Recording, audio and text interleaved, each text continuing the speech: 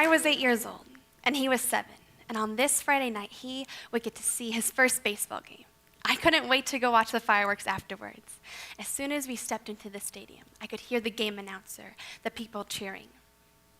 But before we could even make it to our seats, he quickly let go of my dad's hand in mine and put his hands over his ears as he repeatedly rocked back and forth, saying, "Home go, home go." We were only there for 5 minutes before my brother became overstimulated. I'm Mikolina Lowe. Autism changed my life the day my brother Gabe was diagnosed. I can totally see where Gabe is coming from. I want you to imagine for a minute that you're trying to take a test, but all you can hear is the pencil scratches of the person taking the test next to you.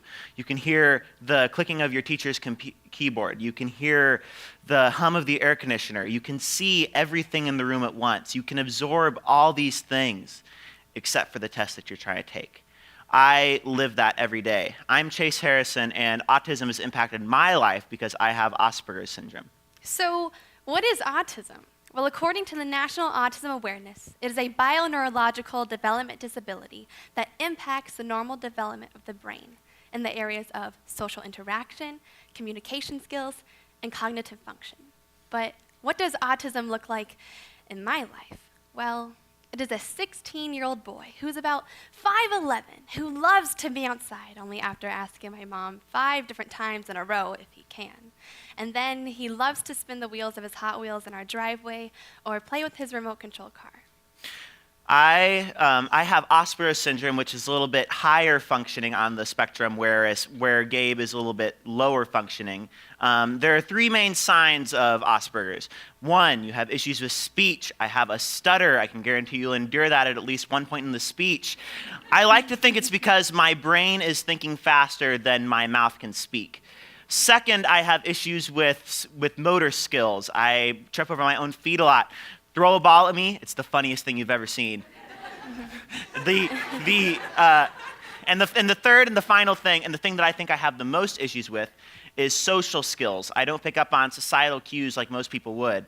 The one that you'll probably notice most quickly, just speaking to me, is eye contact. I do not make eye contact very well. Well, it's interesting actually, because I can make eye contact with you, and it will be unbroken, and you will think I am the greatest listener on the planet. But you would be completely wrong, because I am so absorbed in making that eye contact that I have not picked up on anything you've been saying to me during this 10-minute conversation. And honestly, 9 times out of 10, the room is more interesting than the person is. No offense. That's what you're supposed to say, right? You say something offensive, and then you follow it up with something non-offensive somehow that makes the offense less. Yeah, that's right, Chase. And okay. Just like Chase, Gabe also doesn't like to make eye contact. And sometimes when Gabe was little, he used to go off in his own little world where he would bang his head against the wall, throw things, flap his hands, start stemming by rocking himself back and forth, or flip the light switch on and off continuously. But I didn't see anything different with Gabe. I thought everyone else's brother acted like this sometimes. I used to go in my own little world a lot more than I do now. In my mind, when I was younger, I was aware of what was going on in the real world, but I decided that the world in my head that was full of video game characters and nice, consistent situations, that was more comfortable, better for me, more consistent, and I was in control. And everyone wants control, but on the autism spectrum, control is a necessity. Consistency, schedule, predictability, that is what we strive for in the world of autism. Gabe was nonverbal until he was about 5. So instead of talking, he would growl, and he had different growls for certain things. And then he started to sign things like more and done. Well, I quickly picked up on those things, so I was able to communicate with my brother on his level. It's changed me by becoming more of an introspective person. On the opposite end of the spectrum, my parents could get me to shut up. I started talking from an early age, and I talked a lot. But what was interesting was I could only talk about a very short list of subjects. People on the autism spectrum, they have something that they're just obsessed with, something that interests them, and they try to know everything about that. Mine, when I was younger, it was Star Wars. I could talk to you for hours about Star Wars. Now, I have an encyclopedic knowledge of both the Disney theme parks and the Beatles. I could talk to you for hours about the Beatles. In 1968, Paul McCartney recorded this. Wait. I could talk to you for hours, so Mikolina, will you take it from here before I can't stop? Yes. Now, textures play a big part in Gabe's life, like the texture of clothing against your skin. Well, Gabe hated it, so when he was little, he hardly wore any clothes. Now that he's older, we have a hard time getting him to wear more than one outfit, his usual gray tank top and navy shorts, or his jeans and any Aeropostale t-shirt. I have this huge wardrobe of clothing. There are 7 shirts in the middle that I am comfortable wearing. What you're looking at right now is actually one of the only nice outfits that I really like to wear. The other thing that's interesting about me in clothing is tags. I used to have an obsession with the tags that are in the back of clothing. I would reach out at random people and feel their tags, and usually could tell if I would like a person or not, depending on how their tag felt. Now, foods also have a texture, and Gabe only liked to eat the smooth foods, so the texture of oatmeal compared to that smoothness of cream of wheat made a huge difference to Gabe. Do you taste the feathers in orange juice? No. Just me? Okay. I can taste those little subtle things in food, and so that also limits the amount of foods I can eat because I can tell the differences between little differences that most people just can overlook because taste. Now, one thing that Gabe's like to do to help him stay calm is stemming, which is any specific repetitive behavior. And Gabe's favorites are to spin the wheels of his Hot Wheels or to cut up paper into little tiny pieces. You probably noticed throughout the speech that I've been doing this little shuffling my hands motion thing. That is one of my stems. When I was younger, it used to be a little more dramatic arm motion. Now I've minimalized that down. The other thing that is that I do as my stemming is when something is going on that I'm not in control of that I don't like, I talk a lot. I talk a lot about things that don't matter. Or worse yet, I just close my eyes and plug my ears and hum a song that I like because I just want to get my mind away from that thing that I can't control.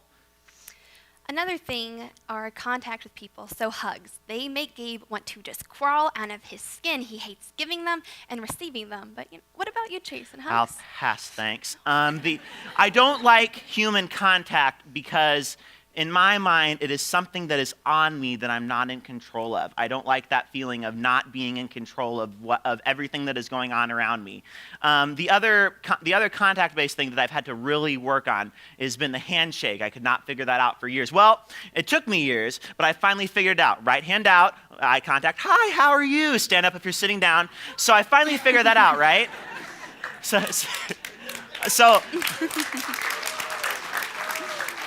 ruining my flow. So I finally figured that out, right? And then you guys start throwing in like the elbows and the fist bumps and the feet and all that. So that's still a work in progress for me. Now, I have learned to love routines from Gabe. His morning, afternoon, and bedtime routines are like clockwork, and they haven't changed over the past few years. But living with his constant routines does have its drawbacks. I have to adapt my life around his. So if my friends want to do something after school, I just can't say yes. Or if they suddenly change plans. They don't always see my life to understand why I say no sometimes. Having a social life is just a little bit harder. You know, it's really good that this event is happening during the day because tonight is Grey's Anatomy night. And you do not screw with me on Grey's Anatomy night. I love television in general because it's consistent. Things are always on at the same time. It's 6:30 tonight, Inside Edition will be on. At 7 o'clock, Big Bang Theory will be on. At 8 o'clock tonight, Grey's Anatomy will be on. It's always at the same time, and I love consistency because it's control. It's unpredictability, and I hate unpredictability. Now, Gabe and feelings, well, they're like two parallel lines. Feelings never intersect or connect with Gabe, and Gabe doesn't connect with feelings from his own to everyone else's around him. I think it's changed me by becoming a less emotional person. For me, the one parallel line is my own emotions. I understand my own emotions for the most part. The other parallel line is other people's emotions. I do not pick up on other people's emotions well. I can talk to someone for 5 minutes and not pick up that they don't really want to talk to me at all. Now, sometimes Gabe feels stuck, uncomfortable, and overwhelmed in public places. He feels this way because he thinks people judge him for the way he talks, and he doesn't know how to react to them that way. He would honestly rather spend time with a group of animals, since they're nicer to him, than a group of people. And so he gets easily frustrated in these kinds of situations, and then once he's had enough, he's done and ready to leave. I've missed out and have had to compromise on many places we've gone to. And in order for Gabe to calm back down, he needs to have his downtime. So he needs to be off by himself in his room playing with his iPod or cutting up paper. One of the things that I've accepted over time is that if I want to get anywhere in life, I have to be involved socially. I'm doing it right now, aren't I? But the thing I still struggle with is after a day like this, I can tell you that tonight I'm going to go home and I'm going to be on my computer and listen to my music and be away from the world. Because the same way that it's draining for you to run a marathon, it's draining for me to be socially involved. My life is different because Gabe has autism, but it's not a bad one. I've learned many things from him. One of those things is to acknowledge the little things and appreciate them, like tying your shoe, reading, writing your own name. Those everyday things are so simple to me, but are just a difficult challenge for him. I've also learned to accept him, accept everyone, and as well as to acknowledge everyone for who they are, not their disorder, even if it is invisible like Gabe's. When he looks in the mirror, he sees himself as Gabe, not his autism. I could never claim that a life with Asperger's has been the easiest life, but it has by no means been bad. That picture pretty much sums it up right there. That I remember earlier when I was talking about being able to hear all those sounds, I want to be a music producer. I can hear all those little subtle things in music that it takes most people like multiple listens to really pick up on. The other thing I've had to learn from the world has been to accept change, accept that things are not always going to be the way I want them to be. But that's okay because their world is a beautiful place.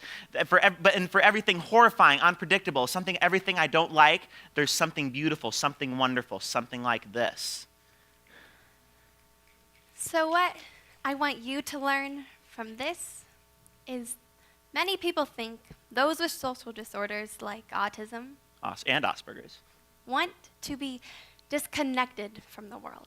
But that's not true. We want to be connected, but we want to be connected in our own way. You don't have to fit in.